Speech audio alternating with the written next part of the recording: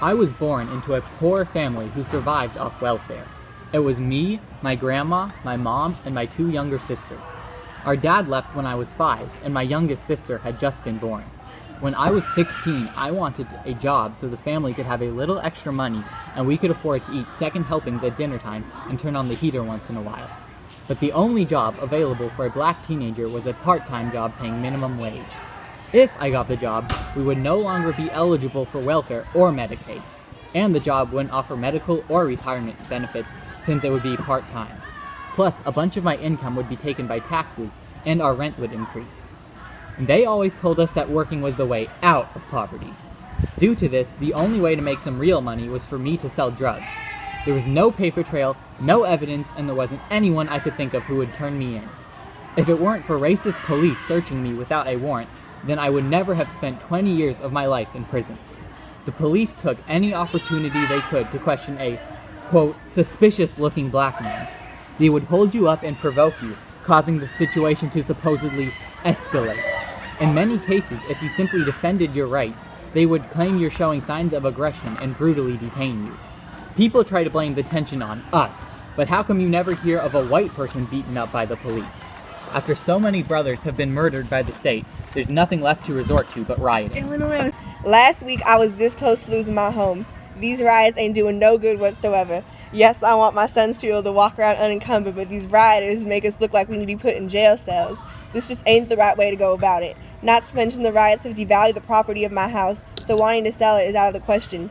I can't go to work, so I can't have a steady income. I in no way associate with the rioters, but everyone assumed right off the bat that I do because of the color of my skin. They don't realize they're hurting us. I've been slowly saving up so my sons and I can move out of Detroit. I agree that systematic racism is prevalent and cumbersome, but violent rioting is not the way to fix it. If anything, they're just giving in and letting racism win by providing the media with an example of dangerous, uncivilized blacks disturbing the peace. There is a history of gun violence and drug dealing in the city of Harlem.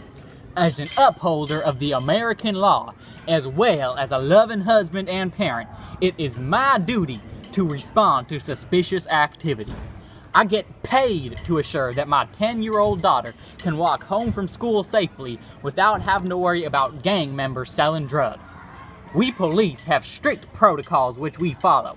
If hostility is present, we must assure our own safety. We will fire if it comes down to our life or the criminals.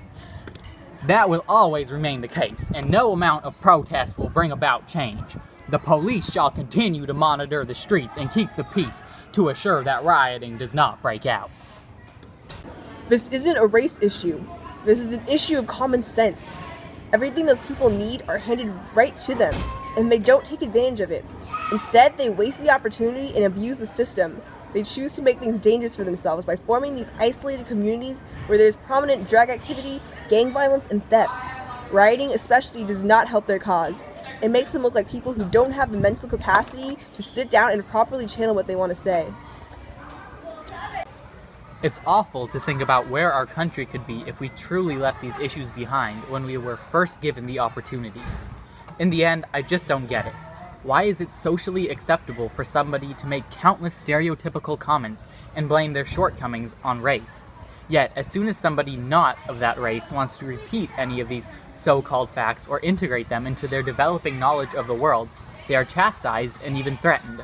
What's even worse is nobody seems to be capable of having an honest, genuine conversation about race and the role it plays in our society.